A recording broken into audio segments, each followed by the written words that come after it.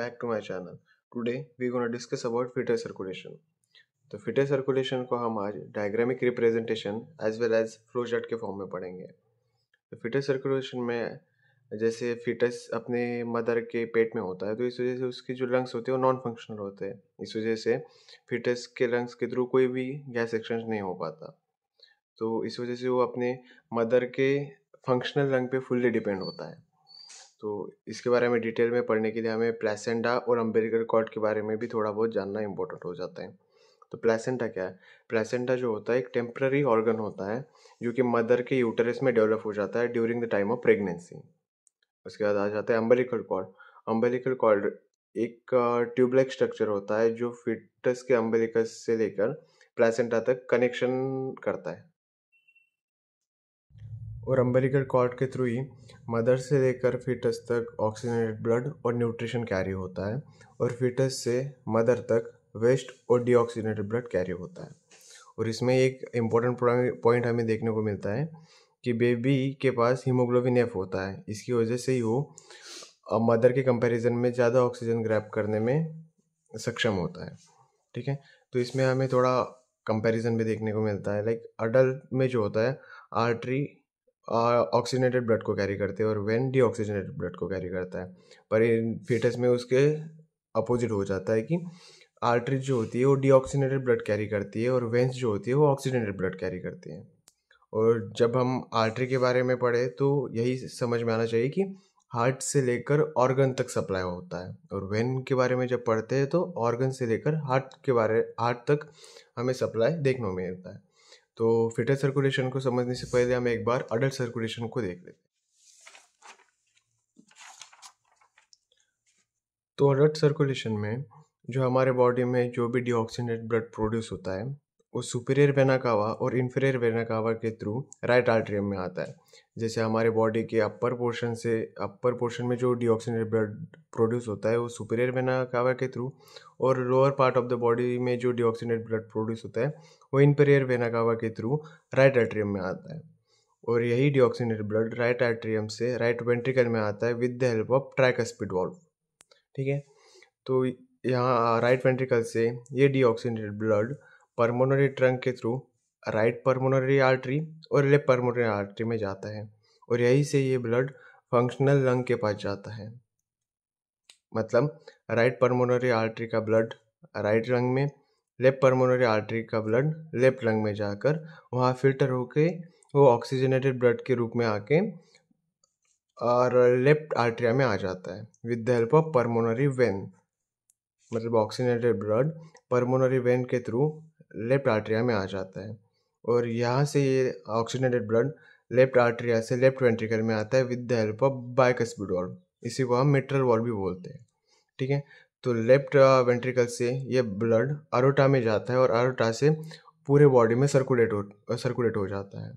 ठीक है, तो इसके कंपैरिजन में हम पढ़ते हैं फीटल सर्कुलेशन. तो फीटल सर्कुलेशन में हमारे पास आता है कि ऑक्सीजनेटेड ब्लड मदर के थ्रू प्लेसेंटा में आता है और प्लेसेंटा से यह अम्बिलिकल कॉर्ड के थ्रू फीटल बॉडी की तरफ मूव होता है. तो यह ऑक्सीजनेटेड ब्लड अम्बिलिकल वेन के थ्रू डक्टस वेनोसस मतलब डक्टस वेनोसस को कैरी कर इन्फीरियर वेना कावा में जाता है. यह ऑक्सीजनेटेड ब्लड बाद में इन्फीरियर वेना कावा से राइट आर्टरिया में शिफ्ट होता है और यही पर फीटल सर्कुलेशन का सबसे इंटरेस्टिंग पॉइंट आ जाता है. जैसे नॉर्मल अडल्ट सर्कुलेशन में हमने देखा कि राइट आर्टरिया से ब्लड राइट वेंट्रिकल में जाता है, पर यहाँ पे ऑक्सीजनेटेड ब्लड जो है वो राइट आर्टरिया से सीधा लेफ्ट आर्टरिया में जाएगा with the help of foramen ovale. ये नया स्ट्रक्चर यहाँ पे आ जाता है. फिर लेफ्ट आर्टरिया से ये ब्लड बाइकस्पिड वाल्व को पार कर लेफ्ट वेंट्रिकल में आ जाता है. लेफ्ट वेंट्रिकल से यह ब्लड अरोटा के थ्रू पूरे बॉडी में सर्कुलेट हो जाता है. सर्कुलेट होने के बाद जो डीऑक्सीजनेटेड ब्लड होता है वो अम्बिलिकल आर्टरी के थ्रू दोबारा प्लेसेंटा में जाकर मदर के पास शिफ्ट हो जाता है और मदर के फंक्शनल लंग में दोबारा प्यूरीफाई होने के लिए चला जाता है. और बाकी जो बॉडी में डीऑक्सीजनेटेड ब्लड होता है वो हमारे इन्फीरियर वेना कावा और सुपीरियर वेना कावा के थ्रू ही राइट आर्टरिया में चला जाता है. राइट आर्टरिया से ब्लड ये डीऑक्सीजनेटेड ब्लड है। इससे पहले वाला हमारा जो फोरामेन ओवेलाई से गया है ऑक्सीजनेटेड ब्लड था। डीऑक्सीजनेटेड ब्लड जो होता है वो राइट आर्टरिया से राइट वेंट्रिकल में चला जाता है और राइट वेंट्रिकल से ये पल्मोनरी ट्रंक के थ्रू लेफ्ट पल्मोनरी आर्टरी और राइट पल्मोनरी आर्टरी के थ्रू लंग्स के पास जाने का ट्राई करता है। पर फीटस में जो होता है वो लंग्स नॉन फंक्शनल होता है, इस वजह से यहाँ पे ये रास्ता ब्लॉक हो जाता है। तो इस वजह से यहाँ पे एक नया स्ट्रक्चर हमारे पास आ जाता है, उसे कहते हैं डक्टस आर्टरियोसस। डक्टस आर्टरियोसस से ये ब्लड जो पल्मोनरी ट्रंक में है जो डीऑक्सीजनेटेड है वो हमारे अयोर्टा में चला जाता है।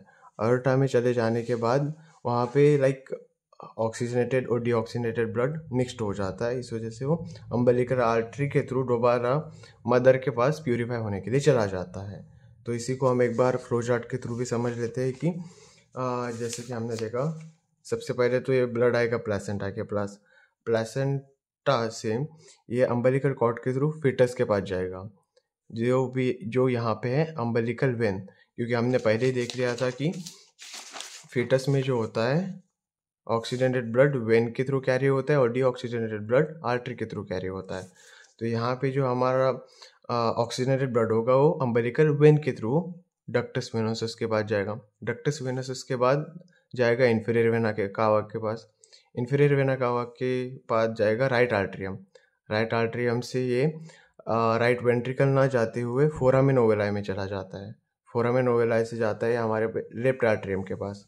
लेफ्ट आर्टरियम से लेफ्ट वेंट्रिकल, उसके बाद अयोर्टा, डिसेंडिंग अयोर्टा, एंड फिर सभी ये प्रोसेस करने के बाद ये अम्बिलिकल आर्टरी, अम्बिलिकल कॉर्ड और दोबारा प्लेसेंटा मीन्स मदर के पास चला जाता है।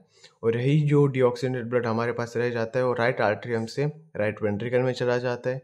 वहाँ से पल्मोनरी आर्टरी के थ्रू ये हमारे फिटस के नॉन फंक्शनल लंग के पास जाने का ट्राई करता है, पर वहाँ से नहीं जा सकता। इस वजह से ये डक्टस आर्टरियस में घुस जाता है, वहाँ से अरोटा में चला जाता है।